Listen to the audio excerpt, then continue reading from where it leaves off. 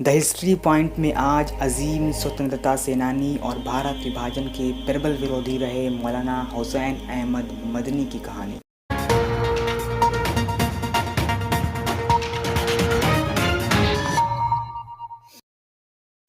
मौलाना हुसैन अहमद मदनी की पैदाइश यूपी के उन्नाव ज़िले में 6 अक्टूबर 1879 को हुई थी।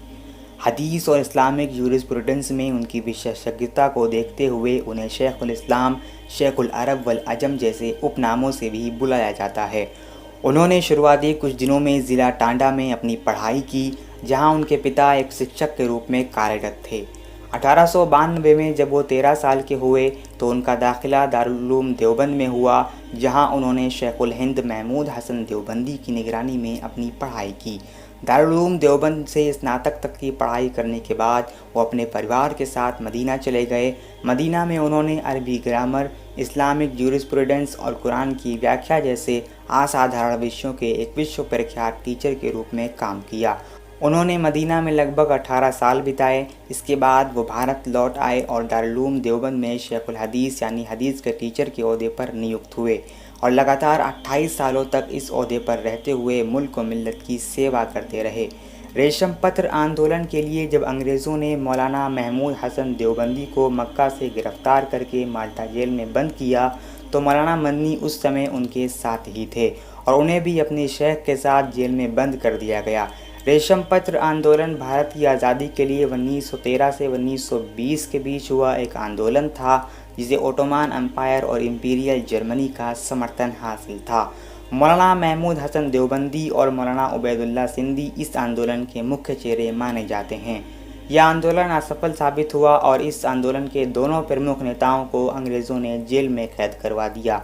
जनवरी 2013 में भारत के तत्कालीन राष्ट्रपति प्रणब मुखर्जी ने भारतीय स्वतंत्रता के लिए रेशम पत्र आंदोलन की सराहना करते हुए एक स्मारक डाक टिकट जारी किया था। मौलाना हुसैन अहमद मदनी अपने शेख के साथ 3 साल तक माल्टा जेल में बंद रहे और इसी जेल में रहते हुए मौलाना मदनी ने 1 महीने में कुरान का हिफ्ज़ मुकम्मल किया। रिहाई के बाद वो भारत लौट आए और भारत के स्वतंत्रता संग्राम में सक्रिय हो गए।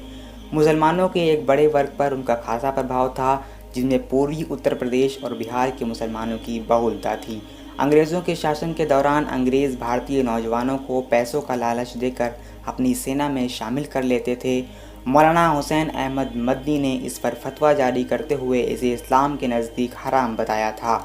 इस पर अंग्रेज़ों ने उन पर मुकदमा दायर करते हुए उन्हें जेल में डाल दिया था। मौलाना मदनी ने 1920 के दशक में कांग्रेस खिलाफत संधि को मजबूत करने में महत्वपूर्ण भूमिका निभाई और 1920 और 1930 के दशक के दौरान भारतीय राष्ट्रीय कांग्रेस के साथ भारतीय उलमा के सहयोग के लिए ज़मीन तैयार की। मौलाना मदनी जामिया मिल्लिया इस्लामिया के संस्थापक सदस्यों में से थे। वह 29 अक्टूबर 1929 को शेखुल हिंद मौलाना महमूद हसन की अध्यक्षता में जामिया मिल्लिया इस्लामिया की बुनियाद रखने के लिए बनाई गई नींव समिति के सदस्य थे। 1940 में उन्हें जमीयत उलमा हिंद का अध्यक्ष बनाया गया। इस ओहदे से वो अपनी ज़िंदगी के आखिर तक मुल्क व मिल्लत की सेवा करते रहे। मौलाना मदनी भारत के बंटवारे के सख्त खिलाफ थे।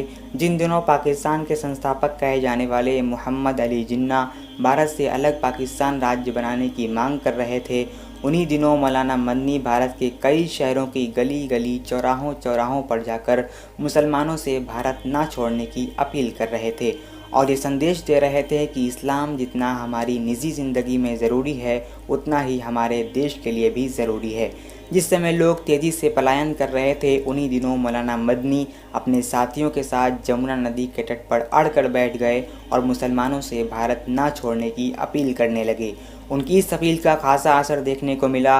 मुसलमानों के एक बड़े वर्ग ने पाकिस्तान की बजाय भारत को अपना वतन चुना। आज़ादी के बाद 1954 में उन्हें पद्म भूषण का अवार्ड दिया गया।